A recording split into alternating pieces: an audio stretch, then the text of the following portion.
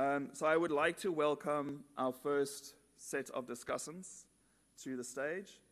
Dr. Tinashe Kapuya, who is Research Director at the African Network of Agricultural Policy Research Institutes, will be presenting work that he has co-authored with Wandile Sihlobo, who is the Chief Economist at the Agricultural Business Council, among a bunch of other titles as well. So that's always interesting and good to see. They both will be joining as panelists as well, so you guys can come forward so long.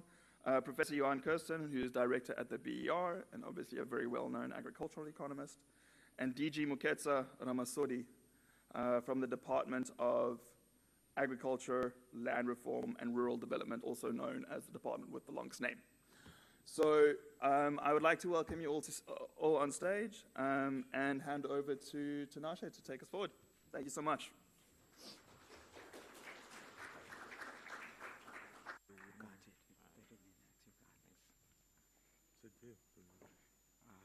Should I sit?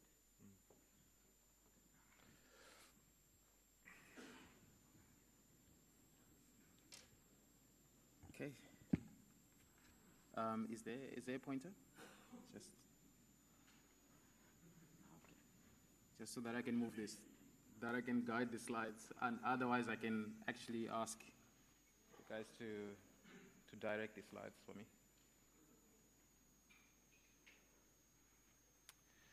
Good morning, colleagues. I'm excited to be here, and it's a privilege to be able to present in front of my mentors and industry stalwarts, who I am sure will have a lot to say about the presentation that we're going to be making today. I think, Fauci, if I'm not mistaken, I have half an hour to present. I will try to take a little bit less than that, just so that our panel can have a bit of time to opine and to debate on some of the things that we're going to be raising and discussing today. I think the DG is on his way. He's over there. Oh, he is actually there. Oh, okay, great.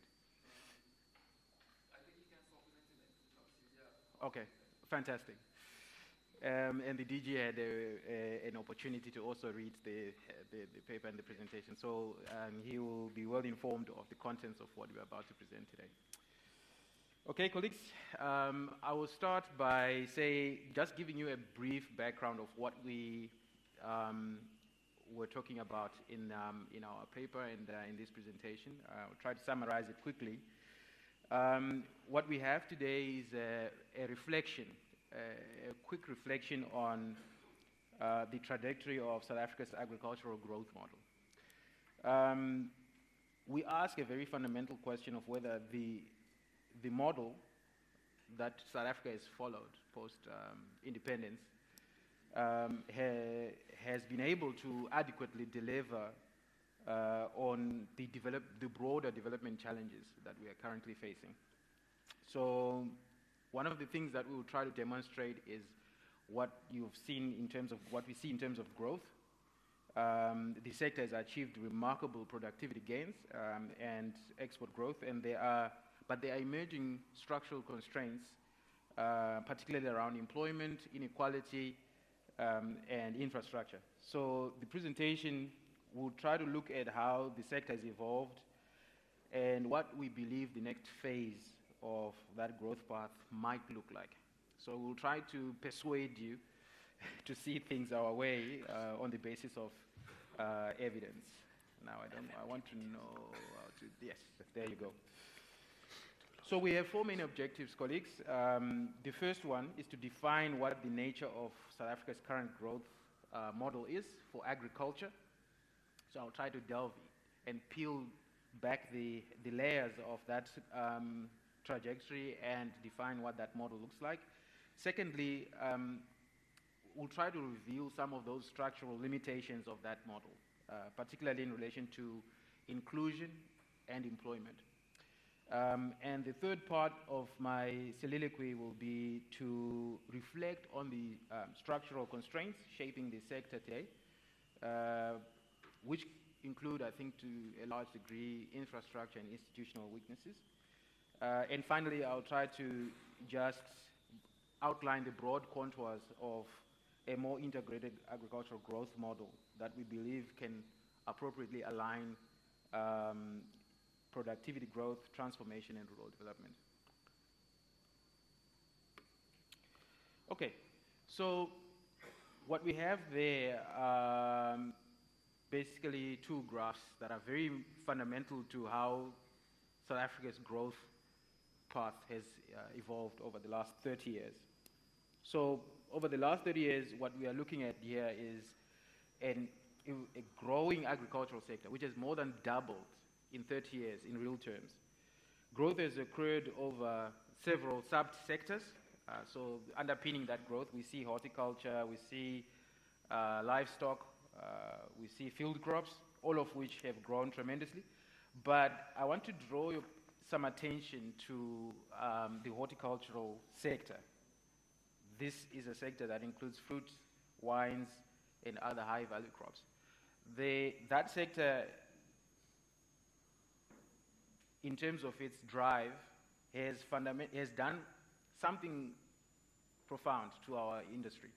It has essentially helped to stabilize the overall volatility in the farm incomes that we had seen in the first, I think, decade past independence.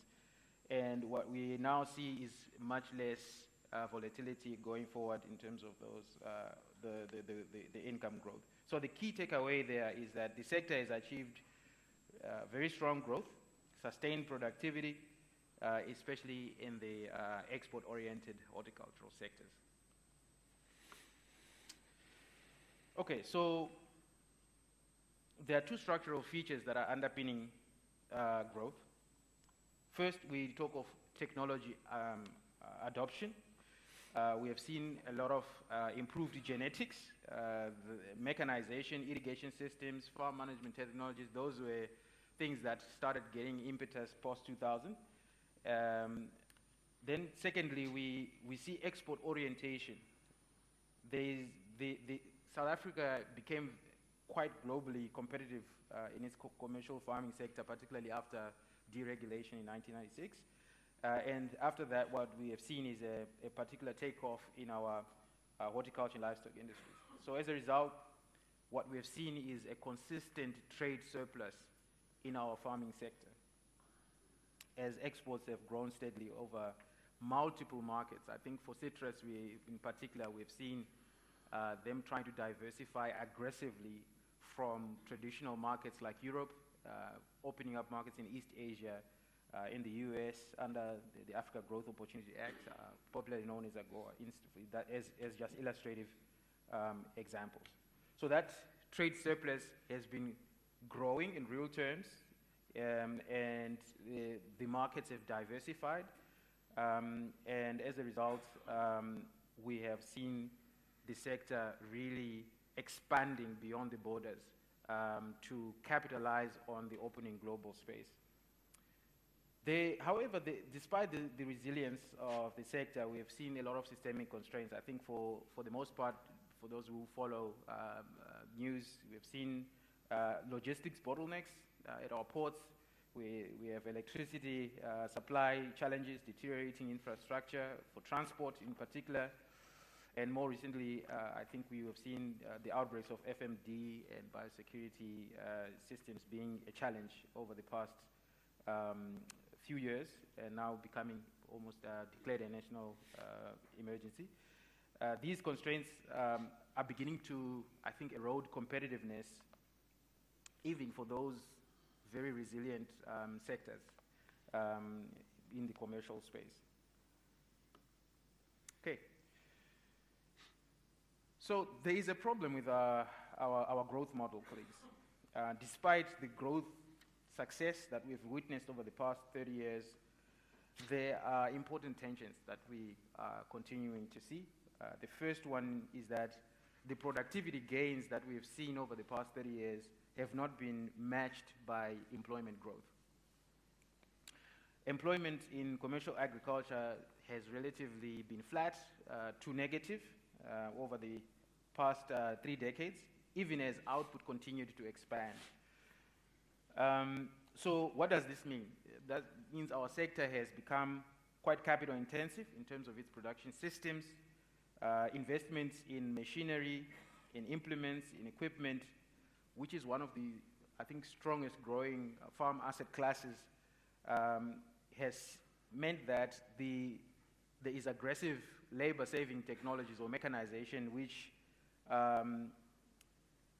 although improving efficiency and competitiveness, is actually limiting the extent to which workers can be absorbed. So we have fewer workers that are required to produce higher levels of output. This creates a key policy dilemma in this regard around how we can address the extremely high levels of unemployment that we're witnessing in our economy. Now, there is another key defining feature, and that is high structural concentration. My professor gave me that table, that data, so if you have any questions, you are going to have to ask him about it. There has been a general perception that 80% of the value of our production is coming from 20% of farmers. But if we look at that table, the picture is even grimmer.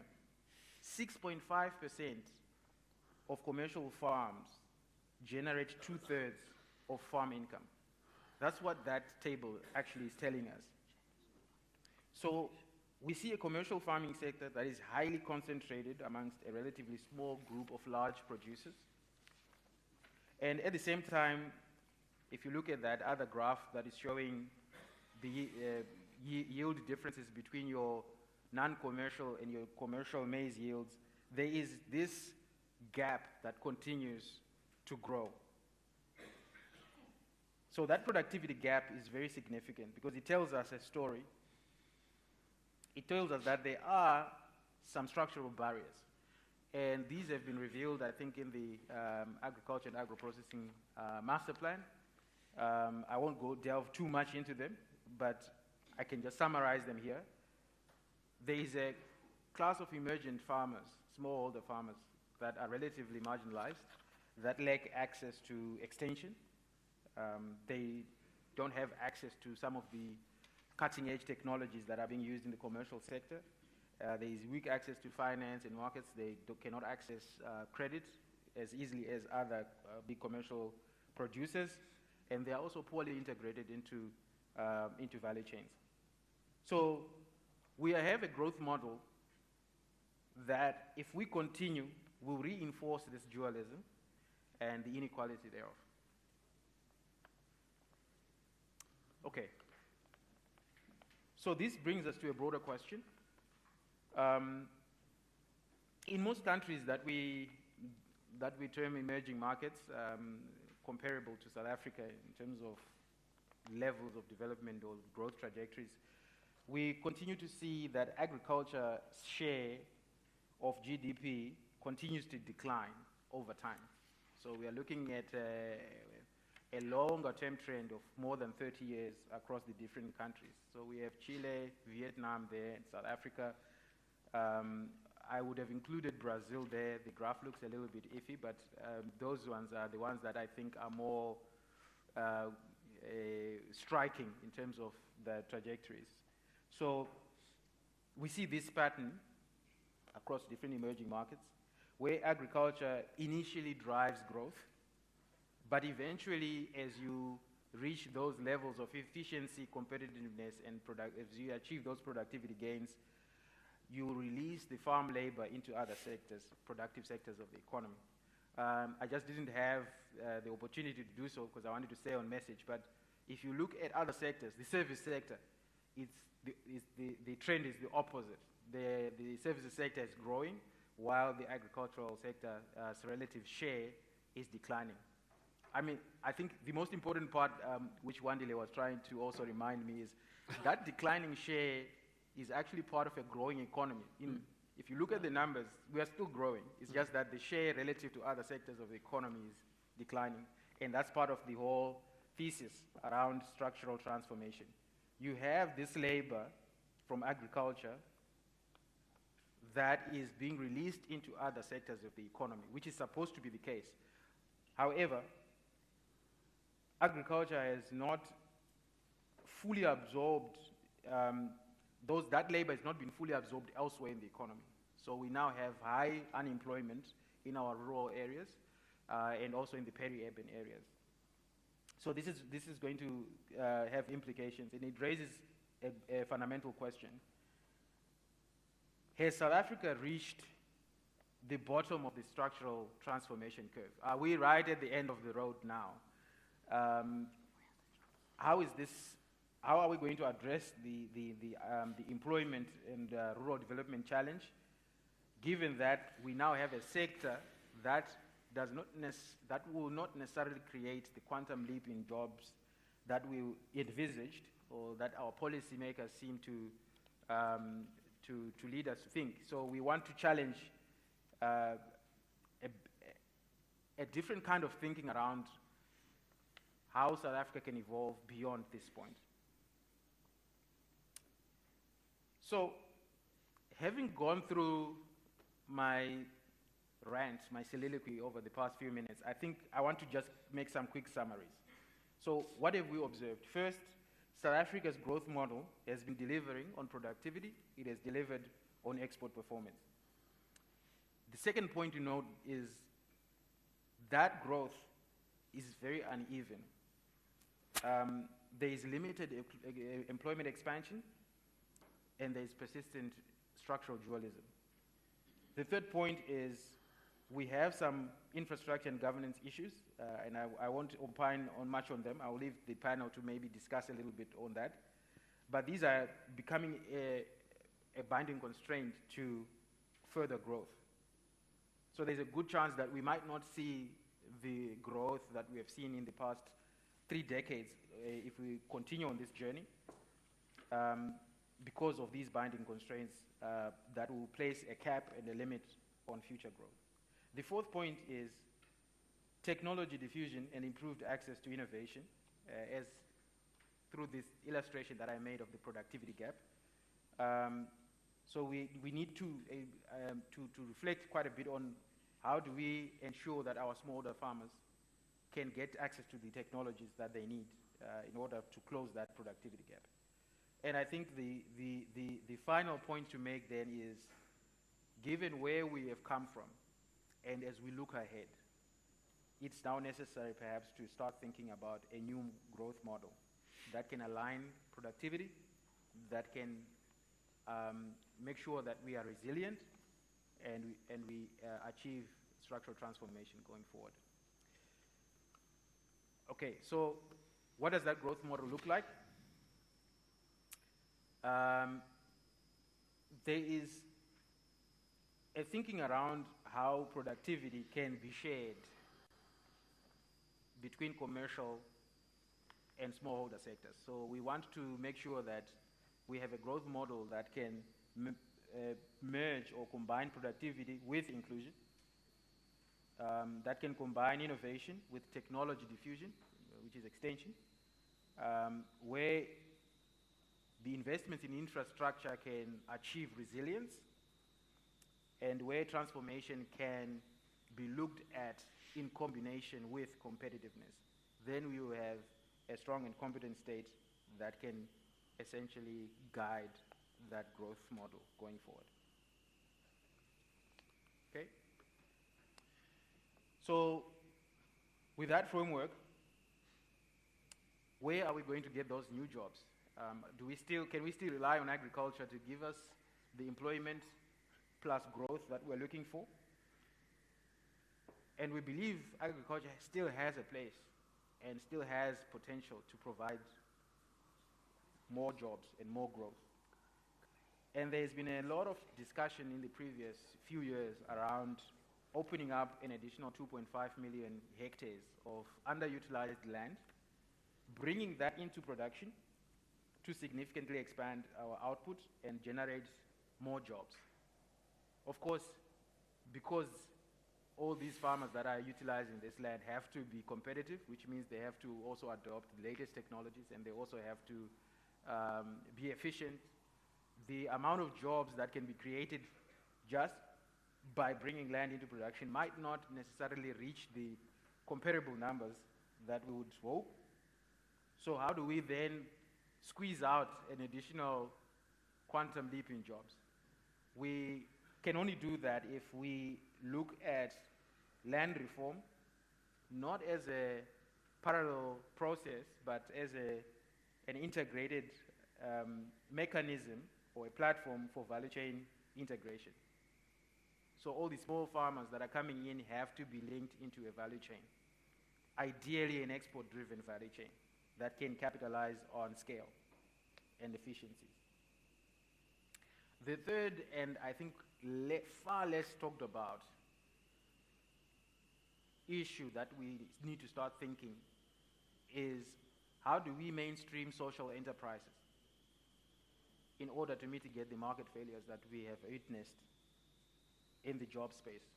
Because we do have youth, an increasingly high unemployment rate that we cannot solve quickly, and there are structural problems in that area of how we might not be able to absorb some of these youth into the economy. And there is an emergent thinking around the social solidarity economy and how we can then create viable social enterprises, which means we can't just be profit-driven now. We have to create a set of class of business models that balance development aspects and sustainability in order to create vehicles or social enterprises that are platforms for ecosystem development, just to make the rural economies vibrant. They might not generate the jobs numbers we need, but they definitely can help youth get into a transition mode where they can actually be productive in other parts of the economy. So there's a whole thinking around that, and maybe it can be discussed in this panel to see how that can be done. So colleagues, let me conclude by reinforcing the message in my presentation. We have this significantly productive sector that is export-driven, and it has structural tensions, particularly when it comes to job creation. We have seen inequality being a problem persistently, and we have infrastructure constraints. So going forward, I think the challenge that I want to put before the panel is we will need to redefine our growth path going forward. And this means building a new integrated growth model that combines productivity, inclusion, competitiveness, and resilience. With that, I think I will stop there and thank you for your time. And yeah, that's good. Thank you. Thank you so very much, Tinashe. You can join and sit here. I'm not sure if the folks at the back can hear us very well. Oh, fantastic. Good morning. My name is Wandile Sihlobo. I worked with Tinashe on the paper, but today I'm not going to say much, but I will moderate the discussion. We have a bit of time because we have to have this conversation up until roughly 10:20, 10:30 or so. We'll start off with a few points from both the DG and Prof. Kirsten next to me, and then we'll open up to the audience. Anne and Stefan, who's sitting there from CDE, they probably saw that we built some of these points from some of the old work we had done for you and there. But now, Prof. Kirsten, having heard Tinashe and some of these points that he's putting forward, perhaps we can start with you, just your impressions of some of the points that he has made on the paper. Yeah, thanks Tinashe, and thank you for putting the paper together. And obviously the overview in terms of the performance of agriculture is quite nice to reflect on the growth performance over the last 30 years. And it also shows us how agricultural's value of production has increased rapidly as we in terms of the gross production value, 233% increase over the 30-year period. Whether one can talk about a deliberate growth model is another matter. I think you probably in my mind, pushed it too far, because I'm not sure whether it was a deliberate model from the department side that we've dealt with, so, but that's a matter that we can discuss. And also the reality is that we need to think about two complications in terms of talking about agriculture. First of all, we have a data issue. The employment numbers is very sketchy. I'm not sure that we always believe them. And I think it's time that we do a proper employment study on agriculture to really understand the way that agriculture has shed or increased employment numbers.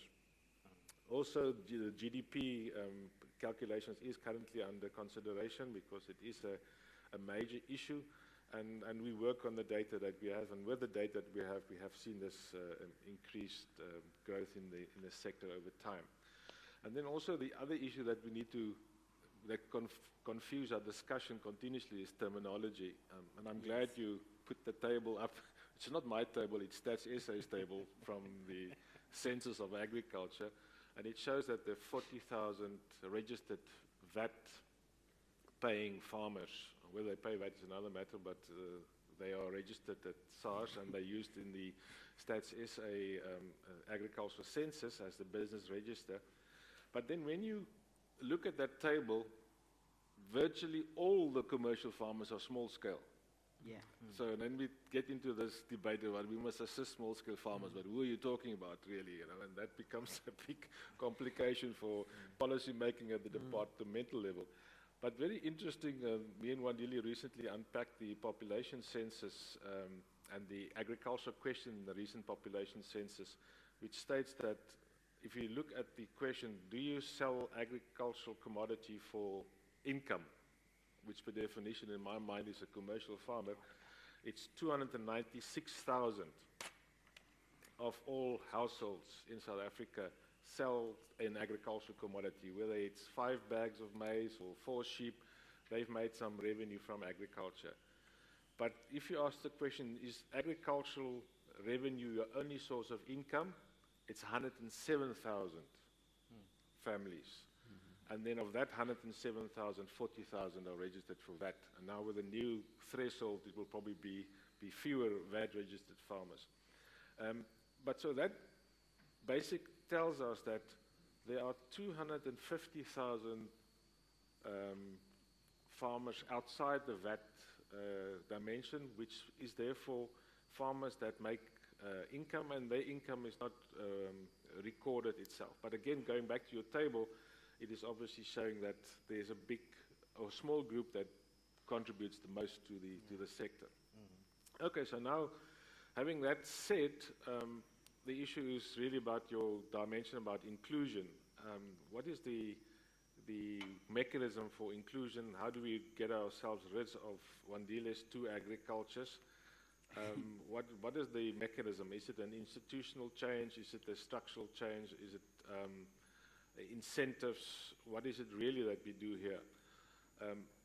But if you look at commercial agriculture, it's at, I think in the paper you talk about an inflection point. It is at an inflection point because it probably can't exceed its potential if we don't deal with disease issues, if we don't deal with logistics, and if we don't deal with rural crime, and if we don't deal with key critical inputs that lies under Act 36 DG that is always delayed and prevents us to be competitive in the global market. And if you think of most of our black farmers that are either in the land reform space or in the traditional homeland space, there are issues of finance, land, institutional dimensions such as the provinces that serve these farmers that have probably a dimension of lack of delivery that complicates the matter there. But if you go back to the example of the large recorded commercial agriculture, it's all built on credit. And it's an interesting set of credit. You know, it's either land bank or commercial bank credit, but it's also been integrated credit between market and input. You know, you have this integrated value chain finance where you have plant breeders' rights, especially in the horticulture sector, plant breeders' rights, plant on contract, deliver to a specific market that is linked to the owner of the plant rights. So that whole model has sort of been the backbone of growth of commercial agriculture. Even in the grain sector, it's all integrated finance to a large extent. So then if you talk about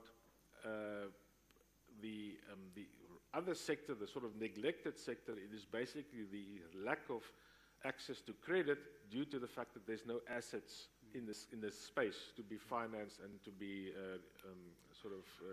put up as collateral. So the lack of credit, together with a provincial dimension, because obviously agriculture is a provincial competency, and the GG has only so much limits what it can do in terms of ensuring that the officials are delivering the extension service, are delivering the farmer support program. So I think the dualism is unfortunate, because the freedom that the commercial and large-scale commercial sector had in terms of the deregulation helped them to gain productivity and gain market access abroad.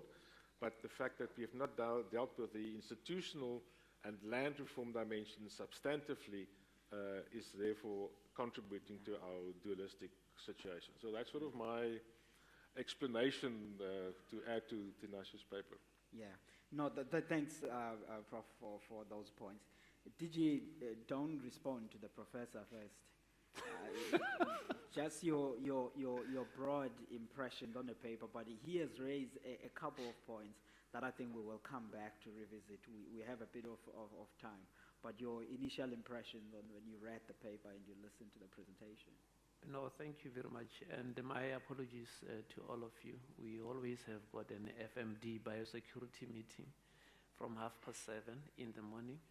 Today it went a little bit further than 7:30, so my car was a comfort in terms of taking... Were you discussing that you are receiving the vaccines? No, the vaccines were part of the discussions, but there's a broader discussion around FMD in general, all the areas of FMD. But I guess we will come back to the issues later on. I think a great paper in terms of the way that you have approached it and what you think needs to happen in the country. I think there are a few areas of importance that I want to highlight from the paper itself, where you think that there is a limited way of growing the sector per se. You would recall that when the National Development Plan came into play in 2012, the jobs in agriculture were actually very low, as shown in your graph. It was just above 600,000, I think, during that quarter that the NDP came in. And from there, we have seen a very steady growth from the NDP. So we can argue that there has been an upward trajectory coming out of the NDP going upwards. But the question that we need to ask, even from the scribes of the NDP, it's whether we would be able to reach the 1 million jobs that were identified. I think that is very important. Of now, since then, we have just managed almost to concentrate around, let's say, 300,000 jobs moving from there. So we should be asking ourselves, where would the growth points be, similarly to what you have asked today? And I think that's a very good debating point that we can start from. And we should also, maybe in terms of the growth that we have identified, I'm very glad that we have covered the issue around the GDP the way that you have covered it, because in most instances, I meet colleagues who say to me, but agriculture has got a role to play and increase GDP contribution in terms of the sector. But each and every time I try to explain this term to say that as other sectors grow, we expected that agriculture's contribution to the GDP would go down, but the gross production value would always even be on the increase coming from there. So it was a good point that you have made. But I think what we are missing and might be pushed to concentrate on is the joint contribution of agriculture and agro-processing. Just that link, because as we talk about agriculture and agro-processing, the contribution is always between joint 6 to 7%, and that should not be discounted, because that's a multiplier effect that you have in terms of agriculture. And agro-processing, in most instances, from our side, would happen with local production, and that's something that we have got to be looking at. And that brings me to another point from a perspective of how we looked at different areas. Now, if you look at the growth of South African agriculture, you can break it down in terms of periods. And I think Prof next to me and a fellow writer at al had just structured that in terms of the periods. What drove growth during different periods? And I think if we can just concentrate in terms of what drove those periods, we can then arrive at a discussion in terms of what would constitute the new growth points for South Africa in terms of the entire value chain that we have. Is it land that we have got to look at in terms of the 2.5 that we have concentrated on, the land reform space? Are there the social models? Or are there technologies, like your new breeding technologies, that we can now say that this is the new growth points that we have got to do? And those growth points, maybe we can also break them down in terms of a contribution to say that if we do X, Y, then from an economic basis, then it will lead to a model that would say maybe there's a 1% growth going forward in terms of that. Because it will give us a better understanding of the concept that you have raised on 3 occasions, I think, where you have always said that you don't see the link between the GDP growth and employment creation in the sector. And I'm saying, I think some few weeks back, I read an article that made me think twice about where we are. It says that for each and every growth, percentage growth, a percent growth in agriculture, there would be 0.7% growth in terms of employment. And that model brought back into where we are would be a very good model that we have got to look at and say, is it proven, or was it just something that somebody was just playing around with? I think it provides us with that particular opportunity. We are sitting here and debating on this model, and I think this model actually re-emphasizes and reinforces what is already in the Agriculture and Agro-Processing Master Plan. But for me, it just highlights certain issues within the master plan. What is very important are the social engagements that you want to have on a broader context of saying, how do we then mainstream these social enterprise models into the master plan? And I think for me, that's the discussion, the next discussion that we need to have within the master plan, to say that now that we have got agriculture and agro-processing, what are the models that we have that can link to this? And I'm thinking of models that we currently have to grow the sector from a perspective of rural areas. Yeah. And you look at the Whiphold model of aggregation. And the model that they have just taken in terms of engaging with bringing back land that was not under production in the Zebediel, and saying what kind of those models exist and can be initiated in various areas just to grow the sector moving forward. I think from an African perspective, what you might also think of is the concept of regionalization and how regionalization needs to come into play now. And FMD is currently showing us that there is a point for us to do that. For instance, if you look at how integrated the red meat industry is, especially from a beef point of view, that you would have imports that would come from both Botswana and Namibia for feedlotting in South Africa, then production onwards. And with the current outbreaks that we are having in all the countries, it has got an impact. So if we have got a regional approach, what kind of regional value chains can we have that would actually be feeding into the Africa continental free trade area and building forward? And my last issue was that from a policy perspective, policies always build around 3 critical areas that I would like to reflect on.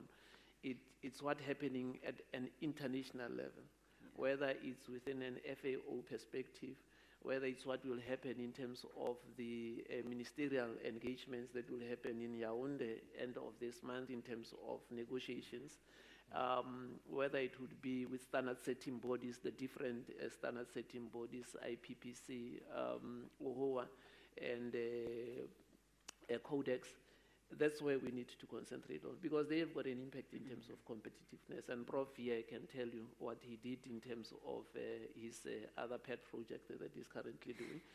And it's also important to look what's happening at an African perspective, because it has got an impact in terms of how we grow as a country.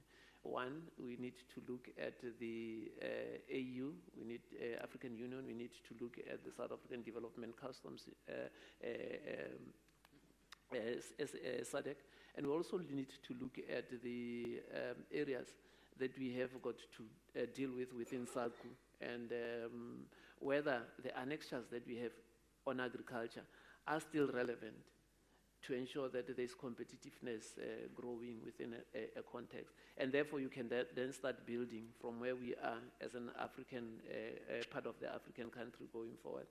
I think the input from Dr. Tinashe, it's quite good. I like the way that he gives us the binding constraints, to say deal with the binding constraints. But I'm saying from those binding constraints that we already know, there are a few factors that we can just build in order to grow that. And by the way, I will respond to Prof later on. Thank you.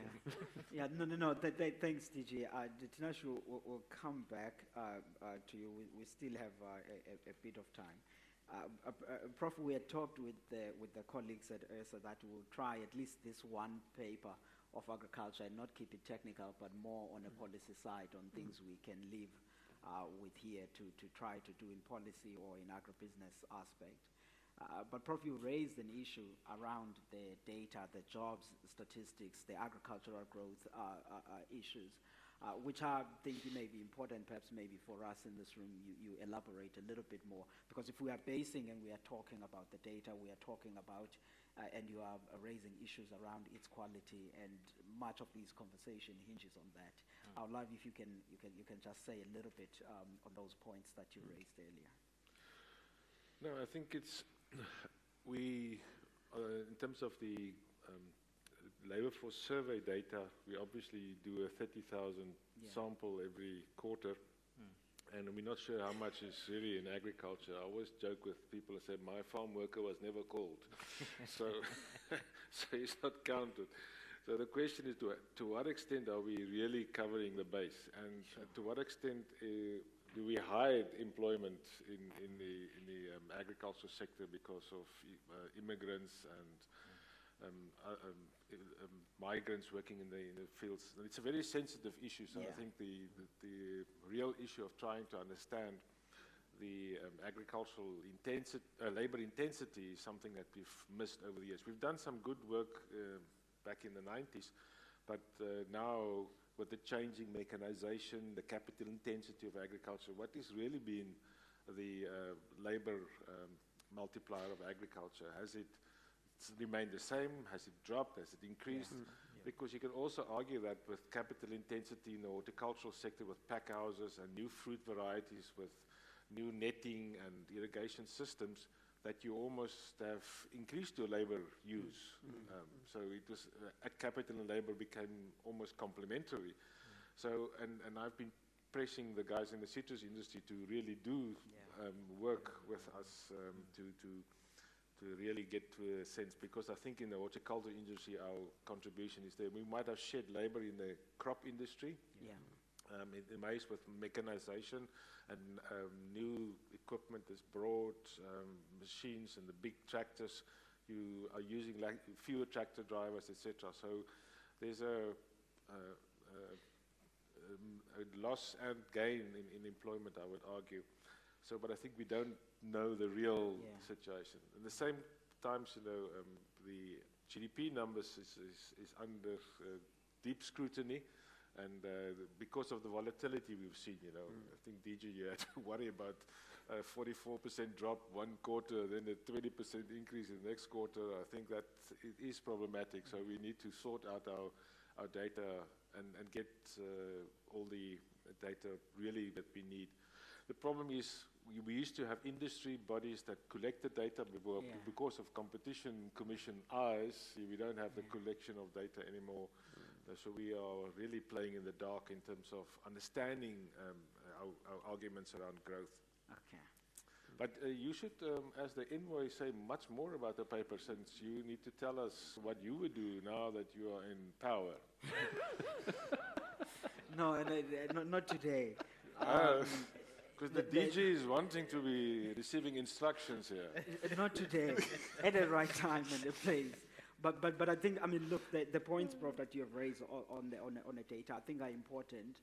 What we have observed and seen is that there's a significant shift. Of course, you have now roughly 2/3 or so of the employment being in fruit and wine, while the folks that are in the grains and in the meat sector, that's where the decline has been. So when someone thinks about mechanization, technology, and all of these things, they are not happening in all of the value chain in agriculture. We have about over 36 commodities that we are farming at a commercial level and putting them out in the export markets. And I think that the ones where technology has played a significant role is in those two.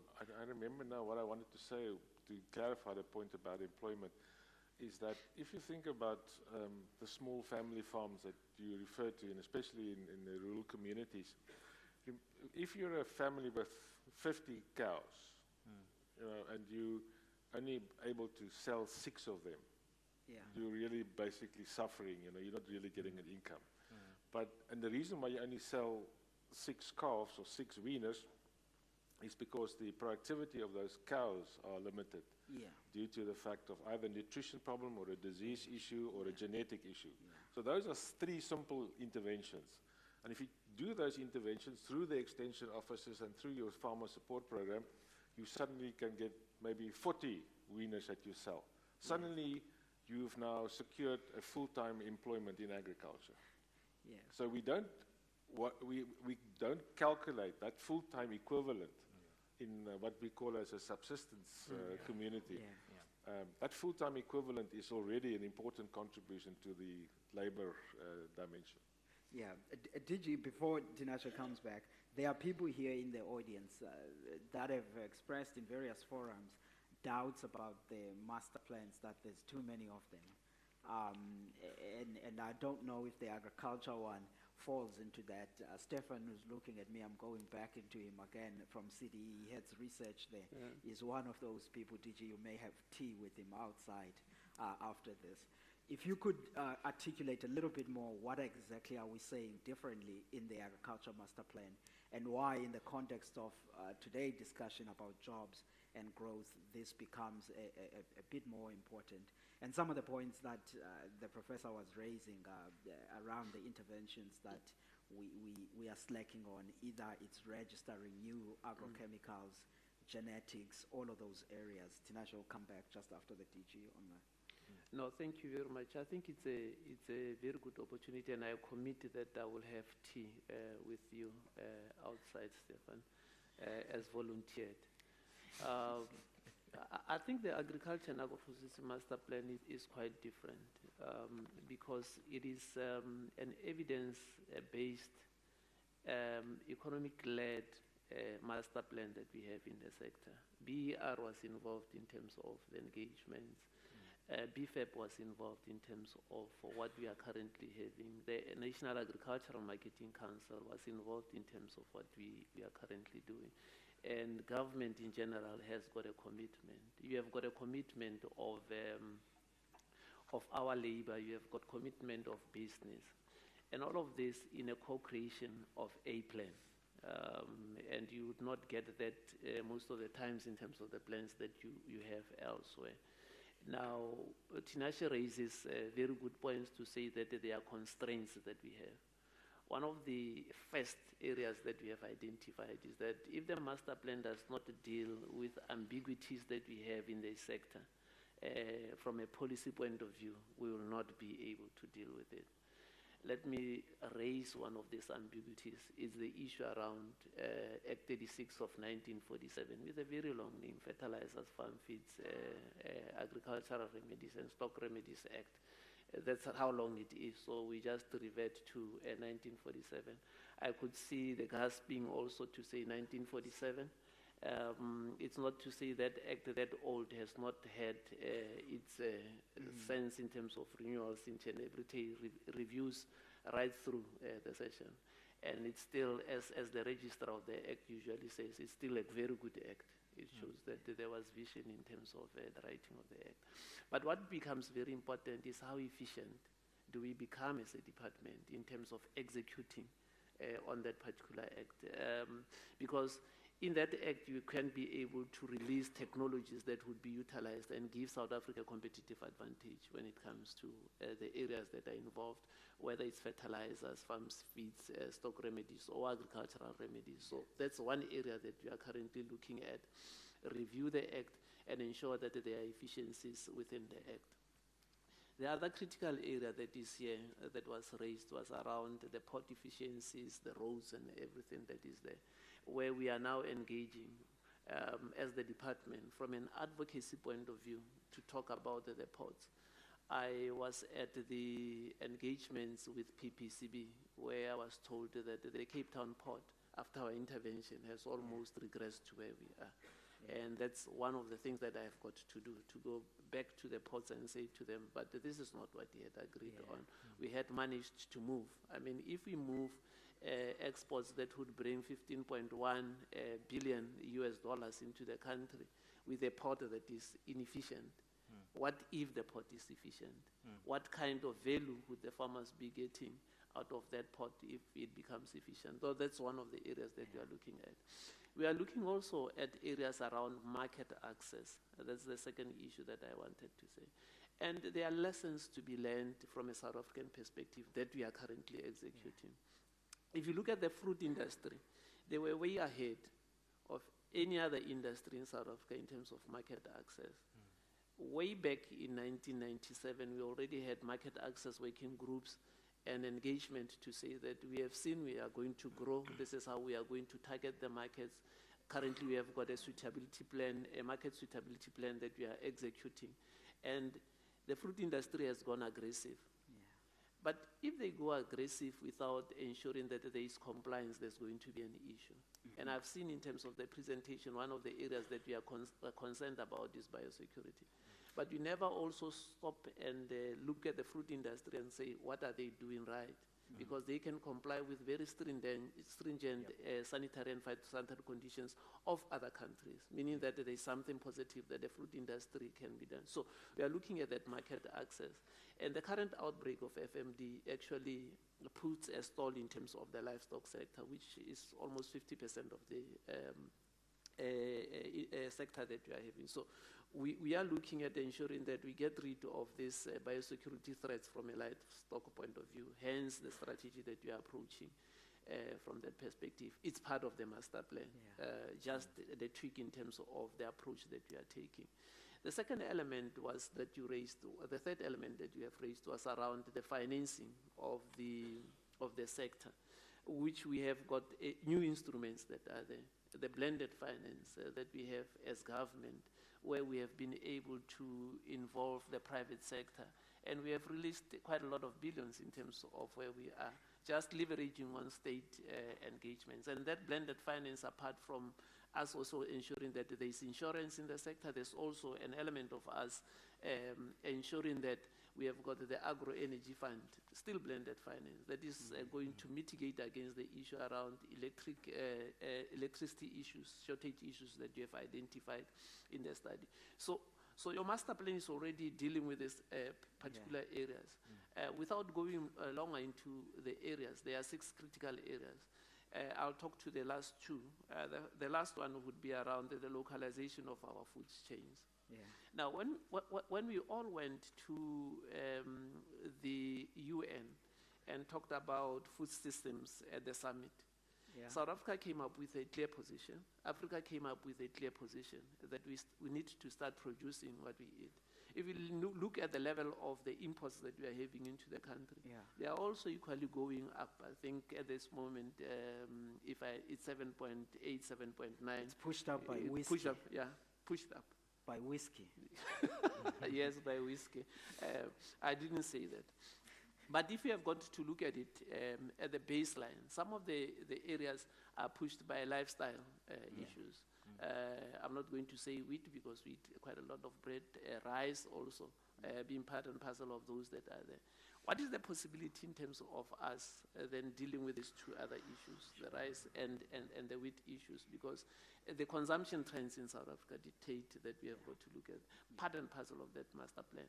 And then lastly, in terms of the transversals from that master plan, is how do we look at the skills that we are having in the sector? Because that's something that sometimes we just let go, because the skills give us competitiveness within the sector. So that's where we are, and quite a lot of issues in terms of this that master plan before wasting quite a lot of time. But I just needed to highlight those areas that we are currently concentrating on from a master plan point of view. Yeah, no, thanks so much, DG. Prof. Kirsten is asking, what should an envoy have a discussion with you? He can see there's no need for a discussion. The DG is already moving ahead. We'll just track the progress.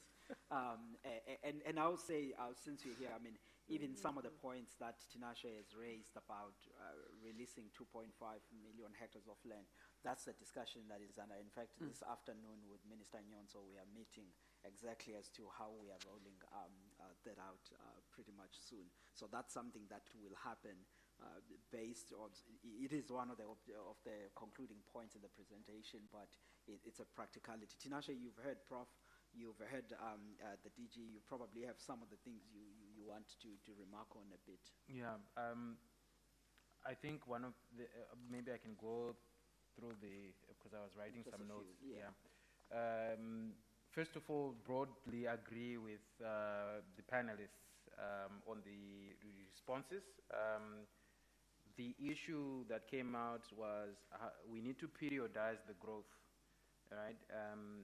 Because when the NDP kicked in, the employment was at a low level, and we have seen some growth there. So data issues notwithstanding, Prof, I think we could probably make an effort to periodize because I know that there's been a study that I saw from our colleagues in Stellenbosch, and it's also in the compendium that BFAP and BER produced, where the policy timelines are stated, and then we just overlay it with the growth and see whether there are these attributions that we can create between what we are seeing in the policies and what we are seeing in the trajectory of our growth curves. The second issue that I wanted to opine on is, I think the DG mentioned the issue around the regionalization model as part of using the beef as an illustration. I think there is some work that we are doing in Zambia around how do you create compartments and what is the cost. So normally when you have to go to government and say create these compartments so that you can contain diseases or you can gain market access to different parts of the world, there's this cost element that has to come with it. So you have to motivate around cost. And I'm sure there's a significant investment that is coming into the regionalization model for beef, just so that, because the Middle East can give you a market access on the basis of how you're aligning with your protocols. So that is a very important point that the DG made, to use some of the illustrations even from the citrus, because they do have some compartmentalization models as well in there for disease containment. Now, the third issue was the social enterprise models. I've been privileged to work with Harambee Youth Employment Accelerators initiative, where we have looked at those social enterprises that are trying to create work opportunities or jobs for youth. And they are, I think the DG mentioned the value chain aggregator model, which is one of several. What we have picked up is that there are certain social enterprises that are acting as holistic ecosystem enablers. Then there are those that are value chain integrators, and then there are several, I think 2 or more types of models that are showing up in terms of focus areas the key issue, which actually speaks to what you mentioned, DG, last, is around skilling, because a lot of social enterprises are using the skill, they do skilling and opportunity creation and try to transition youth either to become farmers or entrepreneurs, or they go into the industry and become professionals. So we have seen a lot of, a few cases where that is actually happening. So that brings me back to the point of how do we then, can we then mainstream that as an approach that can draw in a lot of young people into the sector and create pathways for them to either stay in the sector or even transition out, because the services industry is big, services to agriculture, that is. So we can even have them still participating on the margins of the sector, but in the service industry. Yeah. Localization of food chains, that I agree 100%. I think the food systems summit, it was quite important in that, illustrating that. So yeah, I think I'll stop there if there's anything else. Thanks so much, Tinashe. We now are transitioning to the audience. I'm not sure if there are any other points you want to raise. Azar, you always have a lot to say on agriculture. You must have something this morning.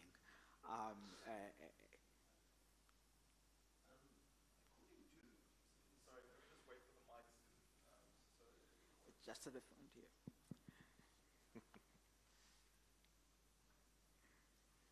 I'm a little, it's a statistical issue that's got, I've got a graph that shows the performance of the different sectors of the South African economy over the past 15 years, over the past 5 years.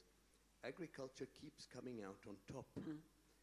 How do I marry that with Professor Kirsten's suggestion that agriculture's share of GDP has declined over time?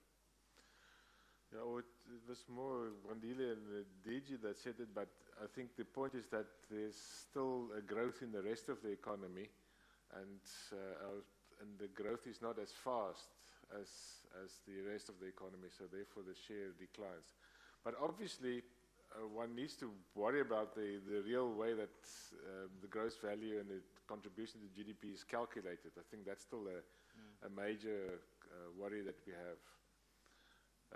But the other sector still is massive. The service sector is growing. And if you look at the service sector share of GDP, but we didn't decline that much in it. It's 3% and it remained just below 3%. Azad, just to not introduce doubt in this conference about the quality of the data, it's very important that we put a timeline as to what the professor is talking about on the data. It's only really 2024 up until to today where we think that there could be improvement in some level of statistics, and the colleagues at StatusA and us at BER and the others are looking into that, and the DG himself, in fact, he gathered the forum at which we had to look into those things. Yeah, but talk to the share about agriculture declining. Okay, thanks, Azar, we'll take that. Let's get a second point, we'll merge with that. Calvin? Many thanks. Agri-productivity is most often higher in countries with a strong industrial base. Sure. And the point made by DG regarding the joint contribution of agri and agro-processing is quite important, because that sort of re-emphasizes that sort of fundamental point.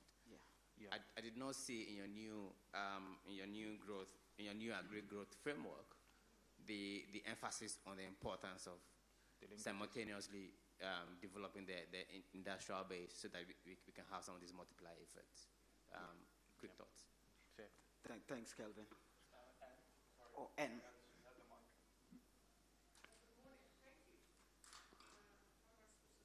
Is it on? Yeah, it's on, man. Thank you. Thanks very much. I'm not going to deal with the master plan issue. I'll leave that to my colleague. But I wanted to ask some questions to to the panel. You know much more than I do about agriculture. The first question is, you don't mention the word tenure at all, and clearly this is an issue of importance in the country and must be part of your 2.5 million hectare plan. So I'd be interested in the tenure issue. The second is, I don't really get social enterprises. The challenge is scale. And although the agricultural sector's done really well, relatively speaking, and that's great, but are the social enterprises you're interested in, for example, the Wiphold model? Is this a model that's being tested to try out new ways of dealing with land tenure or involvement of small-scale farmers who are not part of the commercial sector? Because I keep hearing about it for the last 6 years. Now, if it works, why aren't we going to greater scale with that? If it doesn't work or is very regionalized, why is it interesting? So I'm confused about social enterprise and why you're so excited in the paper about social enterprise. The third is, there seems, if I've been to one conference in the last 20 years, that they always talk about extension officers and extension officers not being well trained and not functioning, all the things we know. Now, surely you have to start the conversation here with the failure of state capacity, and the local governments have collapsed. And so who will train the extension officers? What progress have we made, or have we declined? Why do we keep talking about this fantasy when I can't see any progress? And then the last is a question. If we didn't have a continually rising minimum wage for farm workers, how many more people would be employed? Yeah. Thanks so much. That's the other hand here, two hands this side, and then we will deal with this round. Thank you. Hi, my name is Vuyo Jack. So I've got 3 points. So if I look at the agricultural growth model and apply reality check right now using the sugar industry, sure, and then say, okay, what are the 3 points that arise from it? So firstly, in terms of, in the presentation, you talk about the strong state action to spur up the investment. So take the sugar industry. Now, National Treasury introduces the sugar tax. Sure. At NEDLAC, it says you need to have mitigating factors to make sure that you don't lose the jobs. But ahead, Treasury puts the act anyway in 2018, but there are no mitigating factors. Secondly, the DTI is governing, because it's still regulated as a sugar industry, so it's governing the regulation of the cane growers and the millers, and the new entrants that are coming up, SAFTA, and they need to then make sure they calibrate the governing model. Yeah. So what happens is that the small-scale farmers now have a voice, and the Department of Land Reform is actually helping them. They actually give them money to actually help with their farms and fertilizers and so forth. But the DTI at the same time is allowing imports from Brazil and neighboring countries to come in cheaply, so which means that the cost of producing that sugar is much higher than the actual amount that they're earning. So the export-led, which we talk about in the paper, doesn't actually work in government because there's no coherence. So what is therefore needed is, yes, there needs to be that state intervention. However, the departments need to speak to each other. And luckily, with the master plan that the DTI came with, you saw land reform coming to the party, you saw the producers coming to the party, I mean the farmers and the buyers, without triggering competition concerns. So you started to see coherence. If that kind of coherence can be kept, and the National Treasury comes with the mitigating factors, then it can spur the investment. Second point is that from the paper, when you look at the agricultural growth model, you need to have business model innovation, because you need to be starting to think, what problems do we have in the country? Firstly, there's a climate change issue. We have less electricity. So in the mills, we produce bagasse, which actually produces electricity that can be going into the grid. So if you allow the mills to actually wheel the electricity to the grid, then you're introducing new income. Currently, you're not able to do that. So then you're able to then look at the business model innovation. Then thirdly, looking at the sugar as a monocrop kind of issue, it's not sustainable. So you see most of the commercial farmers now saying we can have sugarcane, but we can also diversify with macadamias and so forth. That's right. And so therefore, in the paper, it might be interesting to be able to look at diversification of our farms to have multiple revenues that don't rely on single revenue streams. And that can also be able to look cross boundaries. Some of the bagasse can be used as animal feed, so which can also have impact on reducing the methane in terms of climate change. So how are we using what we have to deal with some of the problems that we have? Some of the sugar cane can actually be used for biogas or biofuels, which can then help with sustainable airline fuel problem. So therefore, if we expand our thinking to be able to then look at what are the other problems that we can use sugar for other than consumption, which has negative impact on health, then we can then be starting to look at much more resilient growth model. Thank you. For your very powerful input. Thank you so very much. There, we have a last point that is just behind Pauchi, the lady in the white. Thank you very much. Good morning, colleagues. Mine is to just extend from the previous speaker and also to your presentation. Thank you very much for this presentation. There's a lot of eye-opening ideas here. So I wanted to put some aromat, if there is something like that. A little bit of a masala to keep it tasty. And then from your study, there is a concept of economic complexity. Sure. Which I think can contribute to your paper, especially in terms of bringing agricultural growth model into the employment. Because once you talk economic complexity now, you are referring to your exports that are not that are complex and sophisticated. Because remember, our country is full of is rich on natural resources, and yet now our agriculture is exported as raw material, and then that makes our GDP less, because once we produce things in South Africa and we are not making them sophisticated before we export them, that thing makes our GDP low, and then our agricultural models, they will never be able to be seen to contribute to employment. But immediately you convert those products into complex products before you export them, which is called economic complexity, then that value chain is created.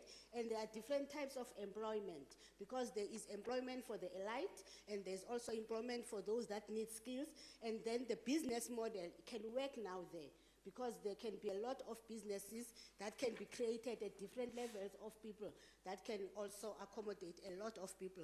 Then I think that's how the agricultural growth model can link to employment. Thank you. No, thank you so very much. We appreciate all of these inputs.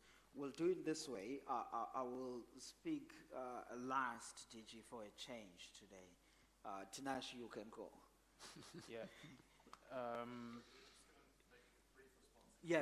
These are brief responses. We're looking at the time. I think there was a speak around why are we getting excited about social enterprises and why are they not being scaled. There is, I think we just started doing the assessment of understanding those social enterprises, and they are enterprises that are doing approaches that just focus on leveraging government interventions such as the Social Employment Fund. Those reach more young people, but for shorter periods of time. So it's not yet clear at this moment the longevity of the impact if you get young people to participate in agricultural projects while you give them stipends for 6 months or to a year, because there's not been a follow-up on what happens afterwards. But then there are also interventions that focus on a very small scale, but have deep transformation on the individuals that they support, because they focus on engaging them for more time, 2 years for instance.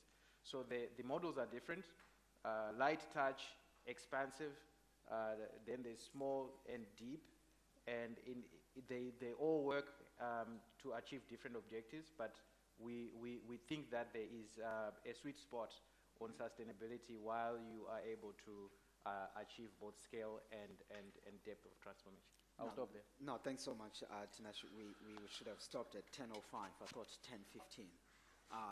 Prof, very briefly. Yeah, just and tenure is a big issue, and when I mentioned the credit growth in the agriculture sector, basically highlighting the fact that it was based on collateral issues that in the integrated market system. So the tenure dimension is a big issue, and that's why me and Wandile have been arguing for the redistribution of the 2.5 million hectares with title deeds to black farmers, so that we can have them also integrated into the broader economy. So I think implicitly that is something that we always park, but it is fundamental issue, and therefore you need to find alternative ways to unlock agriculture growth in those communities where traditional tenure still holds. Wippold, he needs to be upscaled, and if you start analyzing the finances of that, your eyes are going, you will go open, so it is not as profitable as they say it is. It is far away, logistics is a problem, markets is a problem, so I think it's a combination of all of those things. Yeah. And I agree with you on extension officers. Okay. Did you? Tenure issues, Prof has already dealt with the You can land. talk about sugar. Yeah, the land. That is the two issues at communal land area. Is that the Department of Land Reform and Rural Development, not to say that I'm ruling from the grave, is currently busy with the Communal Land Tenure Policy and also the Communal Land Tenure Act. Both of those very important in terms of tenure, and the other tenure issues have been dealt with by Prof. The issue around extension officers, I think the biggest issue here, apart from maybe the technical know-how, is the extension to farmer ratio that we have in South Africa, which is very low. And the President has made a very huge intervention in terms of saying that we will have an additional 10,000 extension officers going forward. The sugar industry, Vuyo, you are quite right. These issues that we have are very important, and the sugar master plan is already touching base on all of the issues that we have raised. It's just the implementation that is there, and ensuring that when there are commitments, all of us commit in line with that. There was an issue around the rising wages for farm workers. I think if you have got to look at the minimum wage and all the poverty levels that we have got to go, I don't think that this conference would depart at this moment to say that let's re-look at it from that perspective, but say that there should be, in terms of the master plan, a concerted way where farmers and labor get together and determine how do we deal with the issues around wages within the sector, so that it becomes an easier way of an engagement. And then on the economic complexity, I think something that has been raised, a very good point that was made. I think with the current economic instability that we are going to face, I think issues around market volatility would need to be taken into consideration, especially from the disruptions that we are likely to face at this moment. Thank you very much. Yeah, thanks, DG. 30 seconds. Let me wear a different hat from what you are seeing in the screen and say one, and on the 2.5 million hectares of land, that will be released with title deeds. The process is going to take us a bit of some time, but it's official. That's what will happen.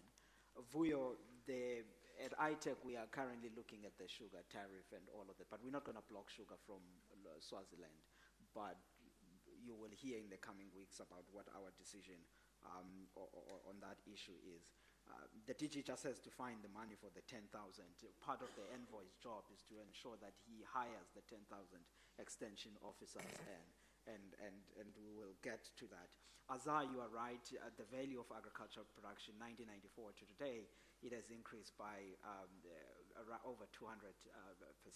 So the number you're talking about is correct on that. Kelvin, the million jobs that Professor Mohamed Karan and the others talked about on Chapter 6, part of that, about 33% or so of those jobs, are supposed to be in the value chain. So your point is well made on that. It just didn't come up explicitly, but it's on that. In fact, we are really grateful that you decided to start this conference appropriately at a farm with farming. Thank you so very much.